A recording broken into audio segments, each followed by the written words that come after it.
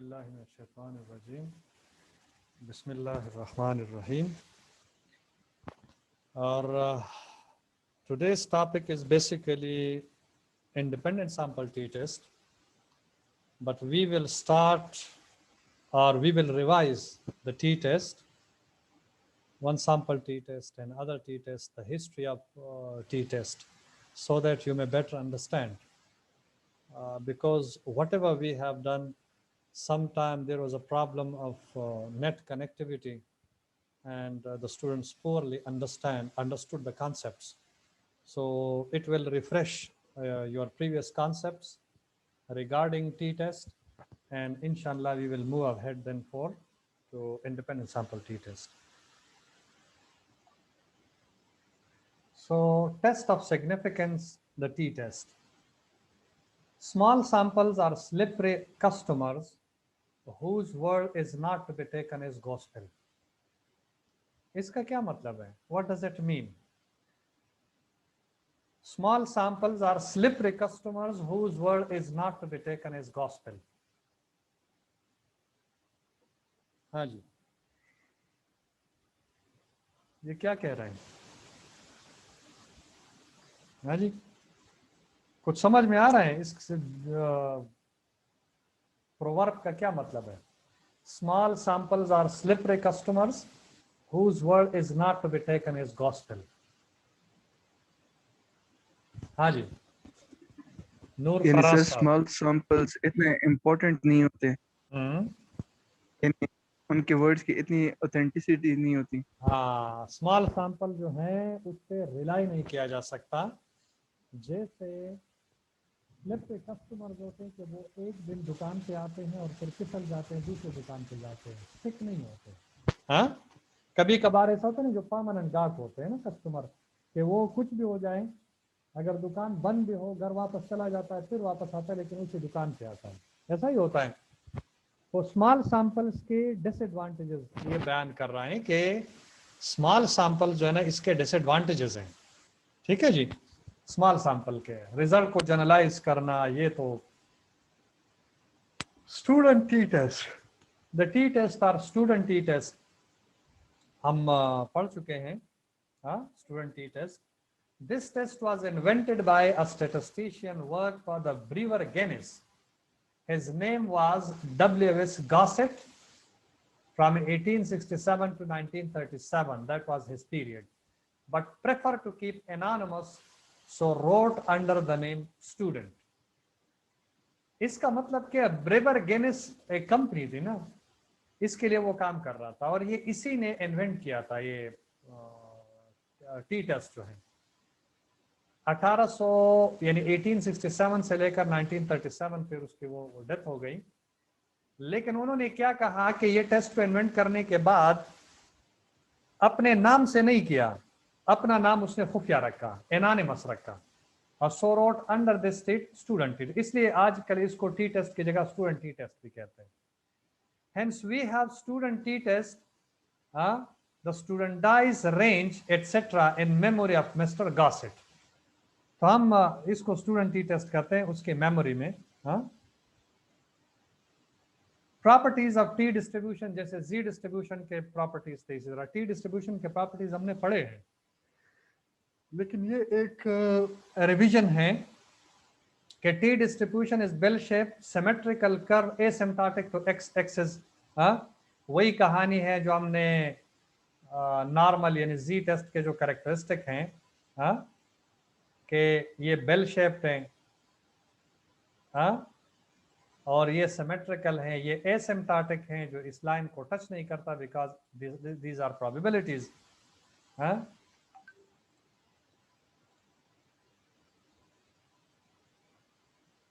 अच्छा जी, the shape of curve varies with degree of freedom और सैंपल साइज। ये भी हमने डिस्कस किया था कि कैसे इसका शेप जो है ना वो चेंज हो जाता है। अगर स्मॉल सैंपल साइज है तो ये शेप इस तरह आता है,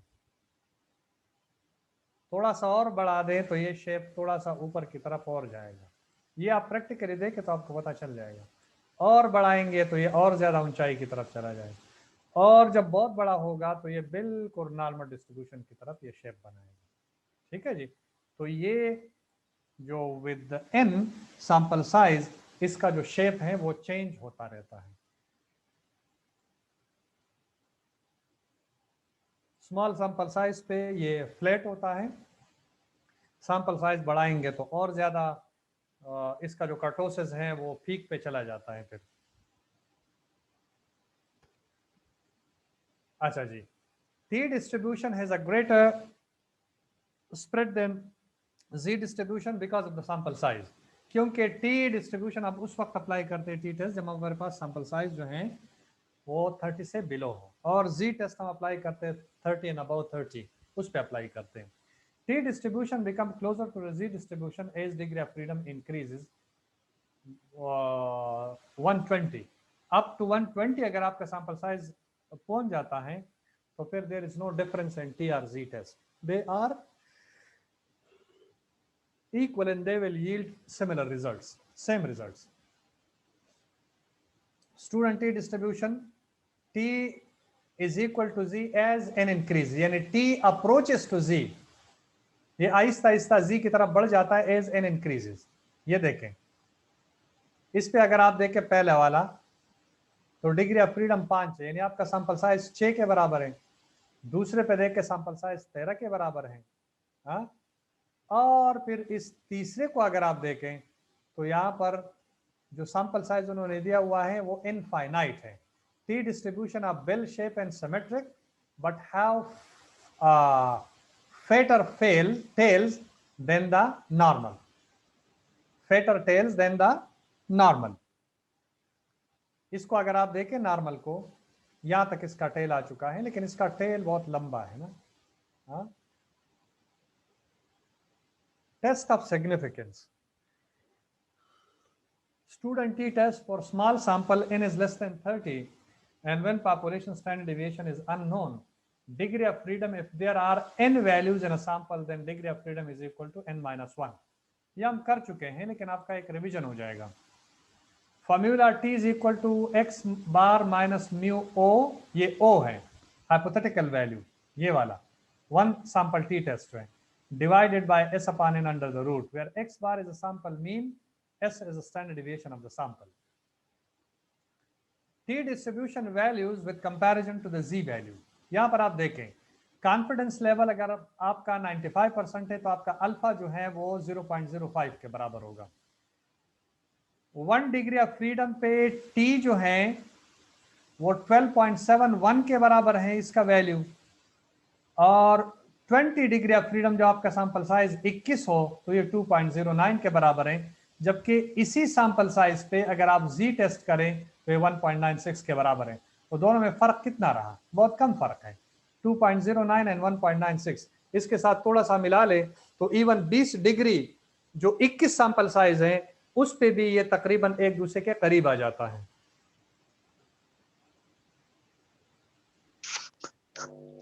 excuse me sir.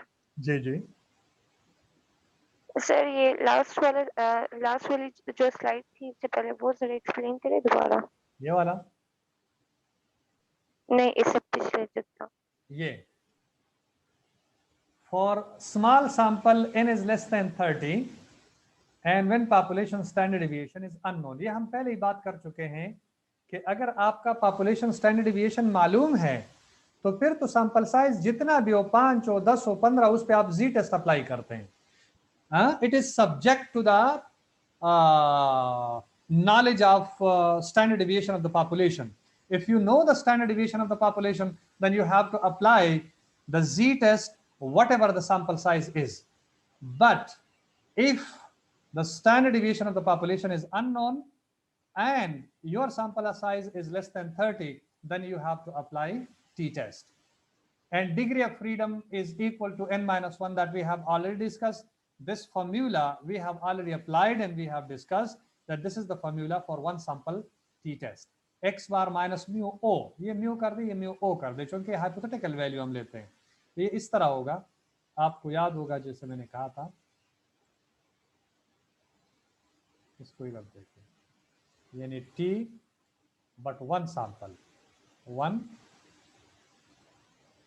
sample is equal to x bar minus mu O divided by S upon N under the root, ये वाला फॉर्मूला था। यहाँ पर म्यू ओ का जो है ना वो, क्योंकि हाइपोथेटिकल वैल्यू है तो हम हाइपोथेटिकल वैल्यू जो है ना वो यहाँ पर म्यू ओ लिखेंगे। X bar is a sample mean, S is a standard deviation.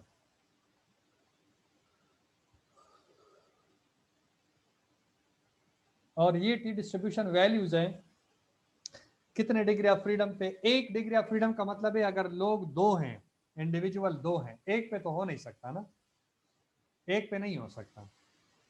Degree of freedom n-1 होगा तो अगर 1 से 1 माइनस करो 0 हो जाएगा, तो इस पे नहीं होगा। अच्छा जी, तो ये वाला अगर आपका 95% कॉन्फिडेंस लेवल है, मींस कि आपका सिग्निफिकेंस लेवल जो है वो 5% है, तो 1 डिग्री ऑफ फ्रीडम पे यानी 2 सैंपल पे 12.71 के बराबर है, और 20 पे ये 2.09 के बराबर। ये आपको ये बता रहे हैं कि किस तरह डिग्री ऑफ फ्रीडम के साथ टी जो है वो अप्रोच कर रहा होता है जी की तरफ, यानी ये जी के इक्वलिटी की तरफ जा रहा है कि इसका वैल्यू इसके बराबर होगा, हो जाएगा एक सर्टन सैंपल साइज गेन करने के बाद। जो 21 पे 2.09 है तो जी यहाँ पर 1.96 है, तो इन दोनों में कोई कम फर्क है। और 120 पे जब पहुंच जाता है तो कोई भी फर्क नहीं होता, अगर 1.96 इधर है तो 1.96 इधर भी होगा, तो फिर आप टी टेस्ट अप्लाई करें, जी अप्लाई करें, उसमें कोई डिफरेंस नहीं होता। T approaches to Z as N increases.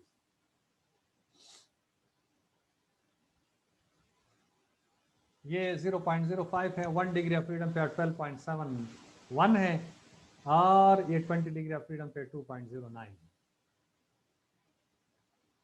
Interval estimate of t distribution. If x bar is a sample mean less than 30, then interval estimate of population mean mu is given by the, ये भी हम discuss कर चुके हैं। आप estimation में भी discuss कर चुके हैं, और एस्टिमेशन के बाद हर एक टी टेस्ट जो हमने डिस्कस किया है उसके आखिर में इसका जो कॉन्फिडेंस इंटरवल है ये भी हमने, यानी एक्चुअल मीन, यहाँ पे तो आप एक हाइपोथेटिकल वैल्यू ले लेते हैं और हाइपोथेटिकल वैल्यू से एक्चुअल मीन कंपेयर करते हैं। हाँ, कंपेयर किस चीज के लिए करते हैं? एक हाइपोथेसिस को टेस्ट करते हैं कि ये इसके बराबर है या बराबर नहीं है। हम सिर्फ इतना हाइपोथेसिस टेस्टिंग में करते हैं, हमें ये पता नहीं चलता कि एक्चुअल मीन किस चीज के बराबर होगा। तो ये वाला फार्मूला जब हम अप्लाई करेंगे तो ये एस्टिमेशन वाला फार्मूला है, और ये क्या कहेगा कि ये actual mean of the population जो आपने हाइपोथेटिकल वैल्यू लिया हुआ है, हाइपोथेटिकल वैल्यू लिया हुआ है, हाँ, तो ये जो एक्चुअल मीन आपके पॉपुलेशन का है वो इसमें आप वैल्यू डाल के 95% कॉन्फिडेंस लेवल पर जो actual mean of the population है वो इन दो वैल्यू के दरमियान होगा। ये एस्टिमेशन में अच्छा खासा हमने डिस्कस कर क्या है। S is equal to sigma into x minus x bar whole square divided into n minus 1। ये स्टैंडर्ड डिविएशन है जो आप फर्स्ट सेमेस्टर में कर चुके हैं, इवन यहां पर भी आपने किया हुआ है स्टैंडर्ड डिविएशन। मेरी आवाज आ रही है? फायजा सैयद आपको क्लियर हुआ कि नहीं? जी सर, थैंक यू। क्लियर है? अच्छा जी, कोई क्वेश्चन है तो आप मुझे रोका करें। जरूरी नहीं है कि हम फास्ट चलें, समझ में आए या ना आए तो फिर जो है ना वो तो बायोस्टेट एक ऐसा सब्जेक्ट है, अगर आपको समझ में ना आए तो अगले दिन आप भूल भी जाएंगे, फिर आपको क्वेश्चन करना पड़ेगा। तो हम आहिस्ता आहिस्ता जाएंगे। We have got sufficient time and inshallah we will complete the course within a specified period of time, that is of 4 months or 4.5 months, whatever the time period is. Types of t-test: comparing with a given population mean, one sample; comparing two samples which are independent and comparing two samples which are dependent। ये और ये हम कर चुके हैं, ये वाला और ये वाला, लेकिन फिर भी आपका ये रिफ्रेश हो जाएगा। ये बीच वाला जो इंडिपेंडेंट वाला है ये हमने नहीं किया, ये हमारा आज का टॉपिक था। अच्छा जी, practice problem. A manufacturer of light bulbs claim that its light bulbs have a mean life of 15-20 hours with an unknown standard deviation. A random sample of 41 such bulb is selected for testing. If the sample produces a mean value of 5-15-05 hours and a sample standard deviation of 86, if there is sufficient evidence to claim that the mean life is significantly less than the manufacturer claim, assume that light bulb lifetimes are roughly normally distributed. Normal distribution. What is your null hypothesis? अच्छा जी, इस पे आप अपना नल और alternate hypothesis बनाएं, level of significance क्या होगा आपका, ठीक है जी, और वैल्यूज आप इससे निकालें और फिर मुझे बताएं कि क्या हुआ। कोई व्हाट्सअप कर दे, मुझे लिख के मुझे व्हाट्सअप कर दें। तो आपका कंसेप्ट कितना क्लियर, आप डेटा एक्सट्रैक्ट कर सकते हैं कि नहीं कर सकते? तब तक मैं रिकॉर्डिंग को पास कर रहा हूँ।